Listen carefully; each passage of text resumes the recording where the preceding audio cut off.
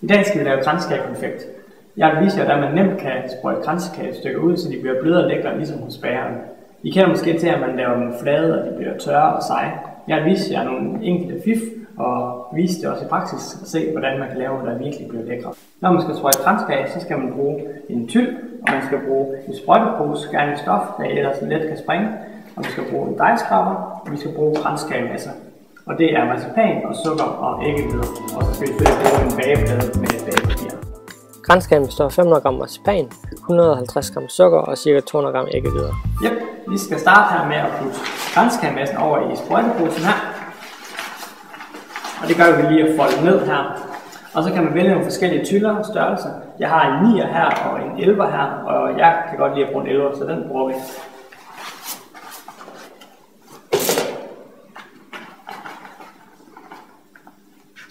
Whoopty.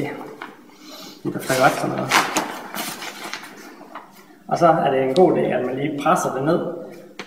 Det første stykke her, og så lige videre.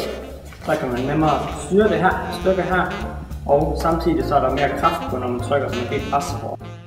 Her ser vi så den flotte vridning. Nu er vi så kommet til, at vi skal sprøjte dem ud. Jeg vil sprøjte en roset og et hjerte og en dråbe, og så lige en and. Og den lige giver en lille ekstra sjov pift. Bagepapiret klæbes først fast med kranskagemasse. Det her det er sådan en roset, hvor man først trykker, og så drejer man sådan lige rundt 2 gange. Og det er vigtigt her, at den ikke bliver for flad, den skal gerne være høj, så der bliver blød masse indvendigt.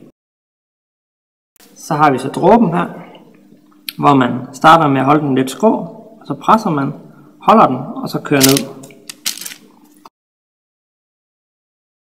Lidt det samme er der i princippet med hjertet, hvor man bare laver 2, som hopper over hinanden.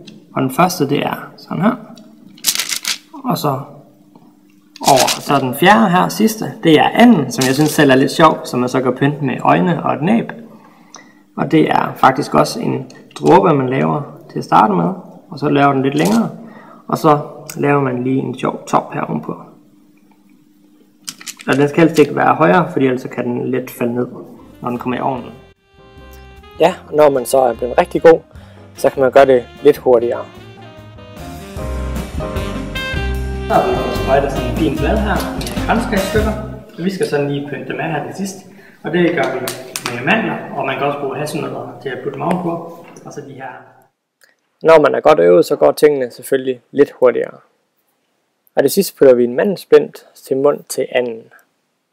Så har vi den her plade klar, som er klar til at komme i ovnen.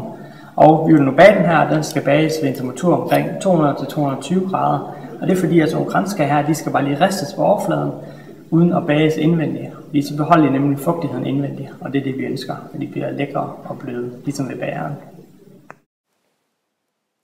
Så lukker vi ind til ovnen, og så åbner vi igen. Upsi. Så tager vi kranskagekonfekten ud. Vi ser den flotte ristning, de har fået på overfladen i rillerne. Jeg vil nu putte kransekagen i fryseren, da det hindrer, at de bliver seje indvendigt og samtidig bliver bløde. Nu har vi så fået bagt de her fine kranskagestykker her. Og vi vil så slutte af med at dyppe i chokolade, så det giver en ekstra twist til smag og også lidt udseende. Og det vi gør her, det er at vi tager kranskagen her, og så ved nogle af dem, der dypper vi så lige her i kanten. Så vi kan lige tage den af her i kanten, og så kan man lægge den på plastik, så bliver det en glat overflade.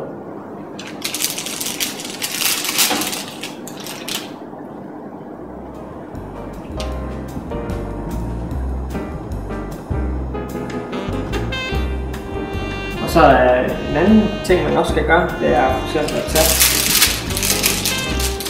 et hjerte her og i det halvvejs her.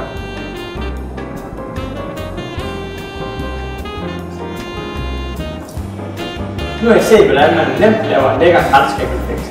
Tak fordi I så med. God fornøjelse.